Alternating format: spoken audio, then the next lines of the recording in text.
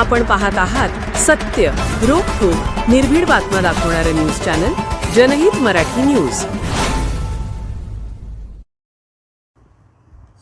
पीक विम्यासाठी संभाजी ब्रिगेडचे महसूल मंडळ पाटोदा येथे बेमुदत साखळी उपोषण सुरू।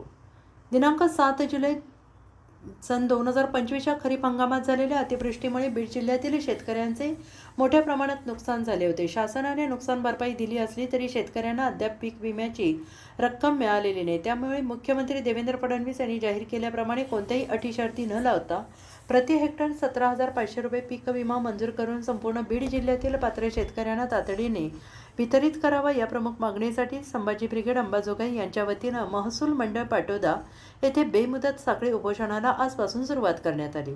संभाजी ब्रिगेडने दिलेल्या निवेदनात ई पीक पाहणीतील त्रुटी, पीक विमा मंजुरीतील विलंब, शासनाने जाहीर केलेल्या मदतीची तात्काळ अंमलबजावणी तसेच शेतकऱ्यांना न्याय मिळावा या मागण्या करण्यात आल्या आहेत। या मागण्या मान्य न झाल्यास 9 ऑगस्टपासून मुंबई आझाद मैदान येथे आमरण उपोषण करण्यात येईल असा इशारा देण्यात आला आहे। यावेळी संभाजी ब्रिगेडचे जिल्हाध्यक्ष राहुल भैया खोडसे, तालुका अध्यक्ष संभाजी घोरपडे, जिल्हा सचिव नारायण मुळे मामा यांच्यासह संघटनेचे पदाधिकारी, कार्यकर्ते आणि मोठ्या संख्येने शेतकरी उपस्थित होते।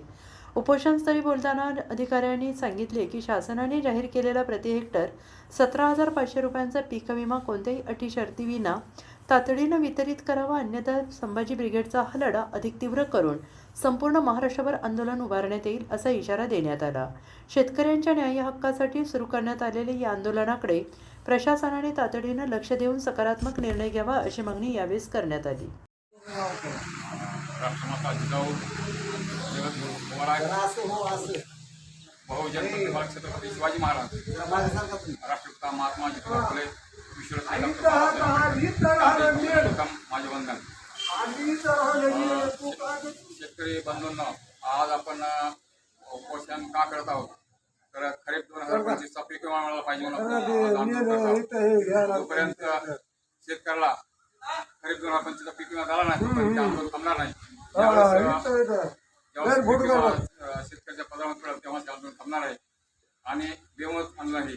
आणि हे बेमुदत आंदोलन जर नाही दिलं तर येणाऱ्या कालपर्यंत 9 ऑगस्टला आम्ही मुंबईला जाऊन आंदोलन करणार आहोत। आम्ही ऑक्टोबर महिन्यापासून चालू केलं आंदोलन आहे, हे जोपर्यंत पीक विमा मिळणार नाही त्या दिवशी आंदोलन संपणार आहोत। आता बेमुदत आंदोलन आहे, जर त्याच्यावर जर नाही गुण आला तर आम्ही पुन्हा मुंबईला आमरण उपोषण करणार आहोत।